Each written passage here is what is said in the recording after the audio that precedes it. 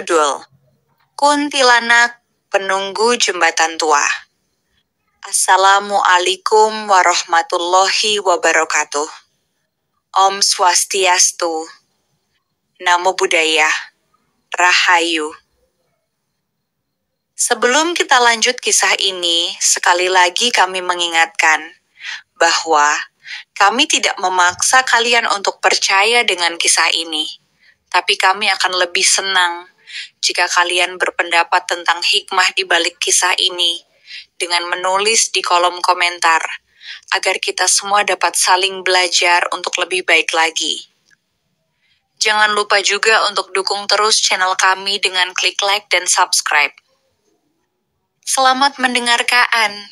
Di utara Jakarta ada sebuah jembatan tua yang melintasi sungai keruh bernama Kali Tiram. Jembatan itu sudah berdiri sejak zaman penjajahan Belanda. Rangka besinya berkarat dan cat putihnya telah mengelupas dimakan waktu.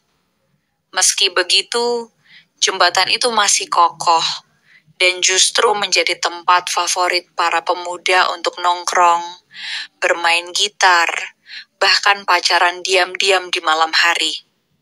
Namun akhir-akhir ini, suasana di sekitar jembatan mulai berubah. Warga sekitar mulai resah. Beberapa anak muda yang sering nongkrong di sana mengalami gangguan mental, mengigau di malam hari, dan beberapa bahkan menghilang tanpa jejak. Desas-desus pun bermunculan. Ada penunggu di jembatan itu. Sesosok kuntilanak yang mulai bangkit dari tidur panjangnya. Awal mula teror, Aldi, seorang remaja tanggung berusia 17 tahun, adalah salah satu anak yang kerap nongkrong di jembatan tua itu. Suatu malam, ia dan kekasihnya, Nia, datang ke jembatan sekitar pukul 11 malam. Mereka duduk di pinggir jembatan, tertawa-tawa, dan sesekali berciuman dalam gelap. Angin malam bertiup pelan, membawa aroma amis dari sungai di bawah mereka. Tiba-tiba, Nia merasa seperti diawasi. "Dit, kamu dengar nggak?" Bisiknya pelan. "Apa?" Aldi memandang sekeliling. Ada yang ketawa, kecil, mau kayak suara perempuan. Aldi tertawa. "Ah, kamu Parno, paling juga kucing." Namun suara itu semakin jelas. Tawa kecil melengking, menggema di tengah sunyi malam. Aldi berdiri dan menyorotkan senter dari ponselnya ke arah ujung jembatan. Di sana, berdiri sosok perempuan berbaju putih lusuh dengan rambut panjang menutupi wajah. Tubuhnya menggantung setengah di udara. Nia menjerit. Aldi terpaku. Sosok itu perlahan mengangkat wajahnya. Matanya kosong, senyumnya menyeringai. Darah Aldi seketika dingin. Mereka berdua lari secepat mungkin meninggalkan jembatan. Namun sejak malam itu, hidup mereka tidak lagi sama. Menurut cerita warga lama, dahulu ada seorang gadis bernama Sari yang tinggal tak jauh dari jembatan. Ia menjadi korban pemerkosaan sekelompok tentara Belanda saat zaman penjajahan. Malu dan hancur, Sari mengakhiri hidupnya dengan meloncat dari jembatan tua itu ke sungai yang arusnya deras. Jenazahnya tidak pernah ditemukan. Sejak saat itu, banyak warga yang percaya bahwa arwah Sari berubah menjadi kuntilanak. Gentayangan di jembatan tua, mengutuk siapapun yang melakukan dosa atau perbuatan menyimpang di sana. Namun selama puluhan tahun ia diam, hingga sekarang. Pergaulan bebas, pesta minuman keras, bahkan aksi mesum anak-anak muda yang mulai merajalela di jembatan itu membuat arwah Sari bangkit. Bukan lagi sekadar penampakan, kini ia mulai memilih korban. Korban demi korban. Setelah kejadian Aldi dan Nia, dalam waktu seminggu, 3 anak muda lainnya ditemukan tak sadarkan diri di sekitar jembatan. Mereka semua memiliki kesamaan, mata melotot, tangan gemetar, dan hanya bisa berbisik satu kata, "Dia tertawa." Beberapa warga mencoba melakukan pengusiran, namun setiap malam, suara tawa kuntilanak tetap terdengar. Bahkan kamera CCTV yang dipasang oleh Pemda untuk keamanan rusak tanpa sebab setiap tengah malam. Yang lebih menyeramkan, foto terakhir dari korban keempat, seorang anak SMA bernama Reno, menunjukkan dirinya selfie di jembatan, dengan sosok perempuan pucat berdiri persis di belakangnya. Padahal ia mengaku sendirian saat itu. Akhir yang belum berakhir. Kini, jembatan tua itu mulai dijauhi.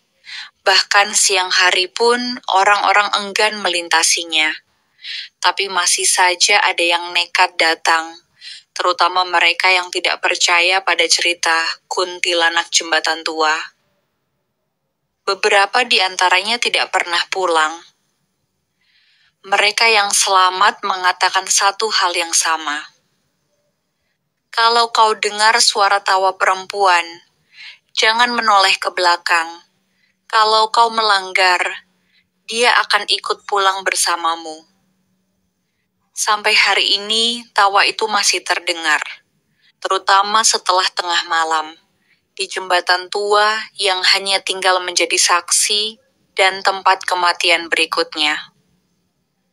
Beberapa hari kemudian ada seorang pemuda, namanya Arfan, umurnya 22 tahun. Seorang pemuda urban Jakarta yang hidup tanpa beban, senang pesta, dan menganggap semua cerita hantu cuma bualan kampung. Baginya, hidup adalah untuk bersenang-senang. Malam itu, Arfan berada di sebuah klub malam di daerah Kelapa Gading. Lampu strobo berkedip liar, dentuman musik EDM mengguncang jantung, dan vodka mengalir seperti air. Arfan berdansa, mabuk, tertawa bersama 3 temannya. Namun saat jam menunjukkan pukul 2.30 pagi, satu persatu temannya mulai pulang. Hanya Arfan yang masih tersisa bersama seorang perempuan yang ia kenal di lantai dansa. Namanya mengaku Nadia. Wajahnya cantik, kulitnya pucat tapi eksotis, dan mata hitam legam itu membuat Arfan terpikat. "Aku tinggal dekat sini kok," ucap Nadia sambil tergelak kecil, goyah karena alkohol. "Kamu bisa nganterin aku. Atau kita jalan aja, cari udara segar." Arfan, dengan kepala berat melangkah gontai, mengangguk setuju. Mereka berdua berjalan menelusuri trotoar sunyi di bawah lampu jalan yang berkerlap-kerlip. Sesekali mereka saling menyentuh, tertawa kecil, seperti pasangan yang tenggelam dalam birahi. Namun jalan mereka berujung di jembatan kali tiram. Sepi, senyap, angin malam dingin bertiup menusuk tulang. Bulan tampak pucat, menggantung rendah di langit. "Ayo sebentar aja di sini," ucap Arfan, matanya separuh sayu, separuh lapar. Mereka berhenti di tengah jembatan. Arfan memegang pinggang Nadia dan mendekatkan wajahnya. Gadis itu tersenyum, kepalanya menunduk malu, lalu mengangkat wajahnya perlahan. Dan saat itulah semuanya berubah. Sebelum bibir mereka menyentuh, Arfan melihat sesuatu yang aneh. Mata Nadia berubah, hitam pekat, besar, kosong. Bibirnya yang merah kini sobek lebar, hingga ke pipi, membentuk senyuman yang tidak manusiawi. Kulitnya menjadi pucat kehijauan. Rambutnya yang sebelumnya tergerai wangi kini kusut, penuh darah kering dan tanah basah. Arfan berteriak, terhuyung mundur, nyaris jatuh ke sungai. Sosok Nadia kini bukan lagi perempuan cantik, melainkan kuntilanak dengan tubuh melayang setengah meter dari tanah. Bajunya compang-camping, kukunya panjang, berkarat. Dari mulutnya keluar suara cekikikan mengerikan, suara tawa perempuan yang tidak akan pernah bisa dilupakan. Kau berani menciumku. Kau kira ini tempat bercinta? Aku dulu juga begitu, tapi mereka mencampakkanku. Tawa itu berubah menjadi jeritan. Jeritan panjang dan menusuk gendang telinga. Arfan memutar badan, berlari sekuat tenaga. Namun setiap langkahnya seperti membawa beban 2 kali lipat. Kakinya berat, jantungnya hampir meledak. Tapi ia terus berlari, menembus gelap, menembus kabut yang tiba-tiba turun dari arah sungai. Sampai di ujung jembatan, Arfan menoleh ke belakang. Kesalahan fatal. Sosok itu berada tepat di belakangnya, menempel. Mulut terbuka lebar, darah menetes-netes, mata hitam kosong itu menatap tajam. Kau belum sempat menciumku. Cekikikan menggema lagi. Kali ini lebih dekat, terlalu dekat. Arfan berteriak dan gelap datang menghantam. Ia pingsan di tempat. Seorang warga menemukan Arfan tergeletak di bawah jembatan. Bajunya robek, tubuhnya menggigil keras seperti kejang-kejang. Ia dibawa ke rumah sakit dalam keadaan setengah sadar, terus menggumam satu kalimat berulang-ulang. Dia bukan manusia. Dia bukan manusia. Dia bukan kau manusia. Dokter menyatakan ia mengalami trauma akut dan gangguan kejiwaan mendadak. Orang tuanya mencoba menenangkan, tapi Arfan tak pernah lagi berbicara normal. Matanya selalu menatap sudut ruangan, seolah melihat sesuatu yang tak kasat mata. Tangannya selalu menutup bibirnya sendiri. Seolah takut seseorang mencium balik. Tawa itu belum berhenti. Dan malam berikutnya, suara tawa itu terdengar lagi dari arah jembatan tua. Siapapun yang lewat pasti mendengarnya. Tawa perempuan panjang, melengking, mengerikan. Karena ia masih lapar, masih menunggu. Dan kau mungkin jadi korban berikutnya. 2 hari kemudian, nama pemuda itu Firman. Umurnya 24 tahun, badannya kekar, wajahnya keras, dan sorot matanya penuh nyali. Ia adalah wakil ketua geng motor Brutals, salah satu geng motor paling disegani di kawasan Jakarta Utara. Hidupnya keras, penuh adrenalin, dan selalu haus akan tantangan. Malam itu, mereka konvoi dari Ancol menuju Koja, berjumlah belasan motor. Jalanan lengang menjadi milik mereka. Knalpot bising memekakan telinga, suara tawa dan teriak liar memecah malam. Dan seperti yang takdir telah tentukan, mereka melewati jembatan kali tiram. Gas bro, jembatan setan katanya tuh!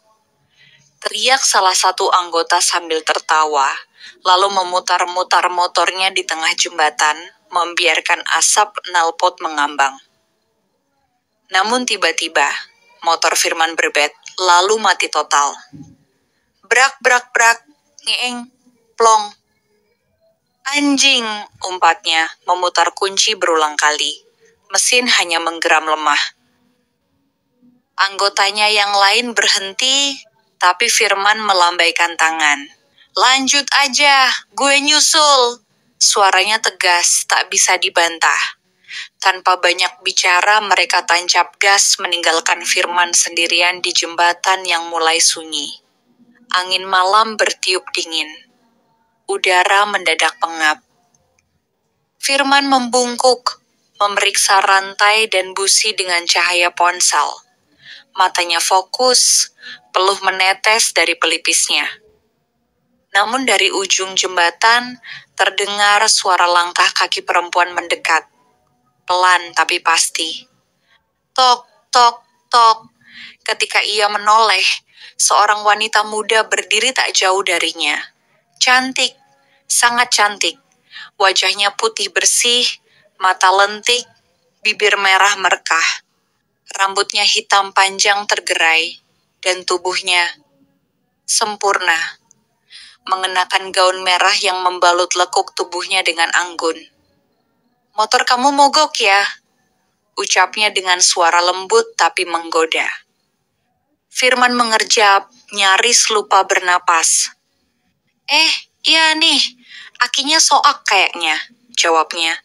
Suaranya sedikit goyah, matanya terpaku. Wanita itu tersenyum manis. Ia mendekat, duduk di samping Firman, bahkan terlalu dekat. "Kamu sendirian? Enggak takut?" tanyanya lirih, menatap mata Firman dalam-dalam.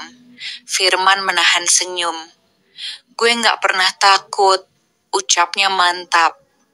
Wanita itu tertawa pelan, jemarinya menyentuh pundak Firman. Dingin, terlalu dingin, tapi Firman terlalu terbius oleh daya tariknya. "Berani peluk aku?" bisik wanita itu di telinganya. Firman menelan ludah, ia mengangguk.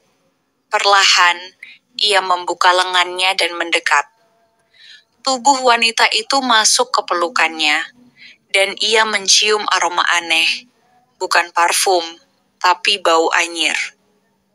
Bau darah.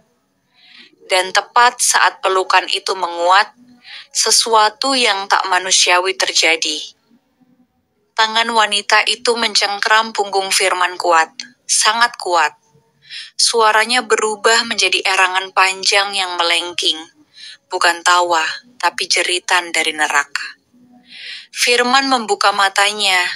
Wajah di depannya telah berubah. Bukan lagi wajah cantik yang memikat, melainkan wajah kuntilanak. Mata membelalak hitam kosong, mulut lebar hingga ke telinga, gigi penuh darah dan lidah panjang menjulur. Gaunnya merah bukan karena warna kain, tapi karena berlumuran darah segar. Rambutnya menjuntai basah, meneteskan cairan hitam pekat. "Peluk aku terus, Firman. Peluk sampai tulangmu retak," jeritnya sambil tertawa nyaring. Firman menjerit, mencoba melepaskan diri, tapi tangan perempuan itu berubah jadi cakar panjang, mencengkeram punggungnya dalam-dalam. Darah menetes dari kuku yang menusuk dagingnya. Motor Firman tiba-tiba menyala sendiri. Lampu depannya berkedip liar. Firman meronta, dan dengan tenaga terakhir, ia melempar tubuhnya ke arah motor, lalu menyalakan gas dengan panik. Motor melaju ugal-ugalan meninggalkan jembatan. Firman tak menoleh ke belakang. Napasnya tersengal, tubuhnya gemetar, dan dadanya berdarah. Sesampainya di markas geng, teman-temannya terdiam melihat wajah Firman yang pucat pasi. Ia tidak bicara sepatah kata pun, hanya duduk memeluk lutut dan berkata lirih. "Bukan cewek. Dia bukan cewek. Bukan manusia." Sejak malam itu, Firman berubah. Tak lagi ikut geng. Tak lagi berani keluar malam. Bahkan siang hari pun ia masih menutup semua cermin di rumahnya. Karena setiap kali ia menatap bayangannya sendiri, ada sosok wanita berdiri di belakangnya, tersenyum, menunggu pelukan berikutnya. Tawa itu masih menggema. Jembatan kali tiram kini jadi tempat terlarang. Tapi godaan selalu datang dalam bentuk yang paling manis. Dan setiap orang yang menyimpang di sana akan diberi pelajaran. Dengan tawa, dengan darah. Malam itu sunyi seperti menahan napas. Angin lembab berhembus dari arah laut, menerobos sela-sela jembatan tua. kali tiram yang semakin keropos. Suara air kali mengalir pelan, berdesir seperti bisikan. Dua orang pemuda berjalan tertatih menuju tengah jembatan. Andra dan Siska, mereka masih muda, masing-masing baru 19 tahun. Wajah keduanya kusut oleh kecemasan dan ketakutan. Siska menggigil memeluk sesuatu, seorang bayi mungil yang baru lahir 3 hari lalu. Hasil dari hubungan tanpa pernikahan, lahir dalam tekanan, dan kini akan dikorbankan oleh ketakutan akan aib. "Apa? Kamu yakin ini tempatnya?" tanya Siska. Suaranya pelan tapi gemetar. Andra mengangguk. "Tempat ini sepi. Nggak ada CCTV. Nggak akan ada yang tahu." Bayi itu menangis lirih, seolah tahu nasibnya. Siska memejamkan mata, air matanya mengalir. Tapi Andra memaksanya terus maju. "Ini bukan anak kita nggak siap. Kalau orang tahu kita hancur, Sis. Kita masih bisa mulai hidup baru." Siska menggigit bibirnya, menatap makhluk kecil di pelukannya. Tubuhnya gemetar, bukan hanya karena malam yang dingin, tapi juga karena rasa bersalah yang membunuh perlahan. Sampai di tengah jembatan, Andra meraih bayi itu dengan tangan bergetar. Gue yang buang," ucapnya. "Kamu jangan lihat." Siska menutup wajahnya dengan tangan. Air mata tak berhenti mengalir. Andra berjalan ke tepi jembatan, melihat ke bawah. Air hitam pekat berkilau lemah diterpa lampu jalan. Ia mengangkat bayi itu tinggi-tinggi, mengatur napas dan bersiap. Namun, "Berani kau menukar nyawa dengan aibmu sendiri?" Suara itu dingin, bergema. Tidak berasal dari satu arah, tapi dari segala penjuru. Andra membeku. Jantungnya seperti dihimpit batu. Ia menoleh. Dari balik tiang jembatan, sesosok perempuan muncul perlahan. Bajunya putih, compang-camping. Rambutnya panjang menjuntai, menutupi sebagian wajah. Tapi yang terlihat cukup. Mata hitam besar, senyuman lebar yang bukan milik manusia. Ia melayang, mendekat. Siska menjerit dan mundur hingga terjatuh. Andra tidak bisa bergerak. Kedua kakinya seperti tertanam di aspal. "Aku dulu juga dibuang di sini, sama seperti itu." Anakku menangis, tapi tak seorang pun peduli. Mereka kira air akan diam. Mereka kira aku tak akan kembali. Kuntilanak itu kini melayang di atas air, tepat di bawah Andra. Tangannya panjang, kurus, menjulur ke arah bayi yang masih menangis di tangan Andra.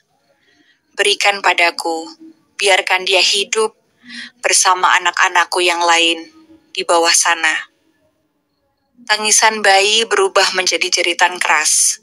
Lampu-lampu jalan berkelip liar. Angin berputar membentuk pusaran kecil. Siska menjerit, "Andra, jangan!" Dan dalam sekejap, Andra sadar. Tangannya yang gemetar mulai menarik bayi itu ke dadanya. Nafasnya tersengal. Ia berlutut. Aku minta maaf, aku aku salah, Kuntilanak itu tidak menghilang. Ia hanya menatap. Dalam tatapannya, bukan amarah yang terpancar, tapi kesedihan yang dalam. "Jangan biarkan dia bernasib seperti aku. Jangan jadikan jembatan ini tempat darah anak-anak tertumpah." Lalu, angin berhenti. Bayi itu berhenti menangis. Dan sosok kuntilanak itu menghilang dalam kabut yang turun perlahan, menyelimuti jembatan. Andra memeluk Siska erat.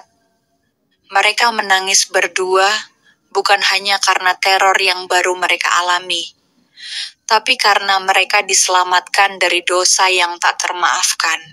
Malam itu, mereka berjanji untuk membesarkan anak itu apapun risikonya. Mereka memilih aib daripada mengutuk nyawa. Jembatan itu masih menunggu, kuntilanak itu belum pergi.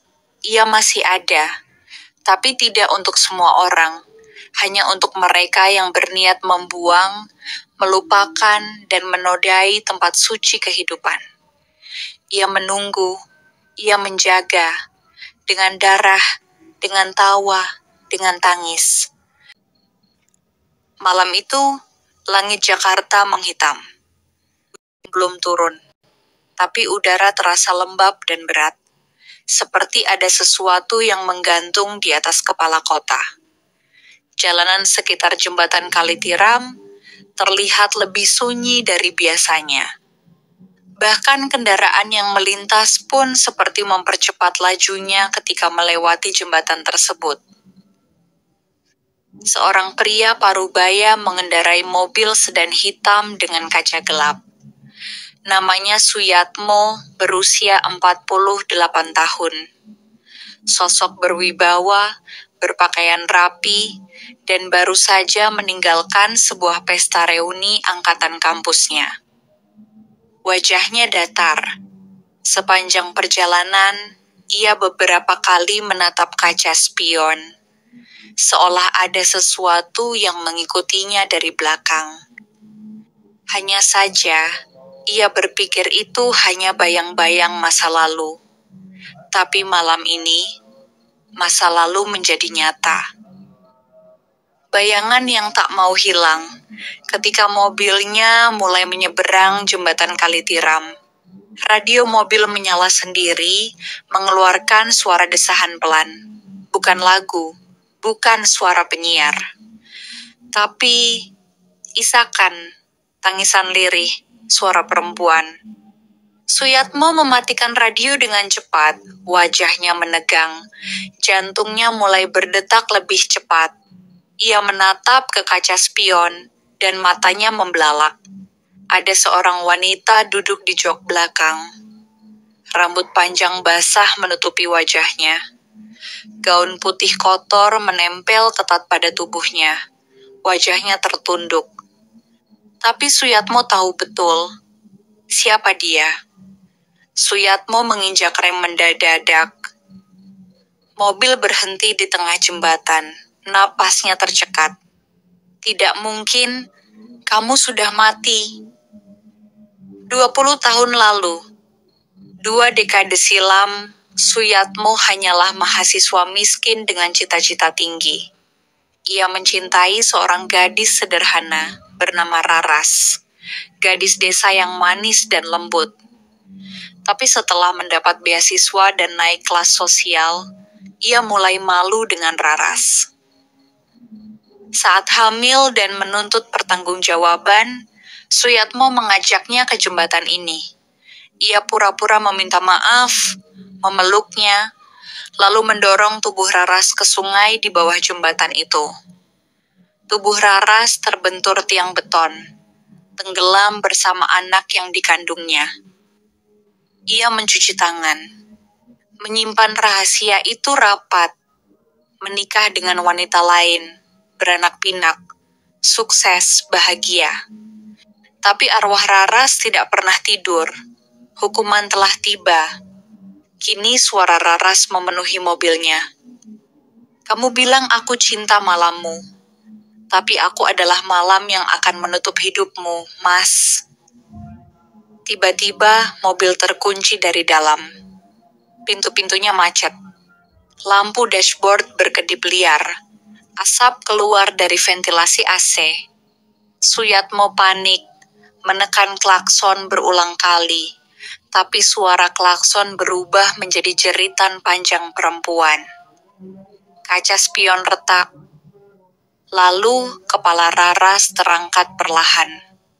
Wajahnya setengah hancur, tulang pipinya remuk, matanya putih tanpa bola, dan darah menetes dari mulutnya yang tersenyum terlalu lebar untuk wajah manusia. Sekarang, kamu harus merasakan apa yang aku rasakan. Tenggelam, dingin, mati dengan anak dalam rahim. Mobil bergerak sendiri, mundur, pelan, lalu ngebut, menuju pagar jembatan. Suyatmo menjerit, mencoba membelokkan setir, tapi tangannya seperti dikunci. Di detik terakhir sebelum mobil itu menabrak pembatas dan terjun bebas ke sungai, Suyatmo sempat melihat ratusan wajah. Wajah-wajah lain yang telah dibunuh dosa di jembatan ini. Anak-anak, wanita muda, pemuda mabuk, semua memandang dan tertawa bersama. Berakhir di dasar sungai, mobil itu ditemukan keesokan paginya, terendam di dasar kali. Tubuh Suyatmo remuk, wajahnya tertarik dalam ekspresi ketakutan luar biasa. Tidak ada luka luar, tapi matanya menghilang. Rongga matanya kosong, hitam, seperti tersedot sesuatu. Petugas evakuasi tak sanggup menahan muntah ketika melihat kondisi tubuhnya. Dan anehnya, ada jejak darah kecil di kaca belakang, seperti jejak telapak tangan bayi. Akhir dari awal. Setelah kematian Suyatmo, jembatan Kali Tiram ditutup total. Pemerintah tak mampu menjelaskan serangkaian kejadian aneh yang terjadi di sana. Namun warga tahu, semua ini adalah dosa yang menuntut bayarannya.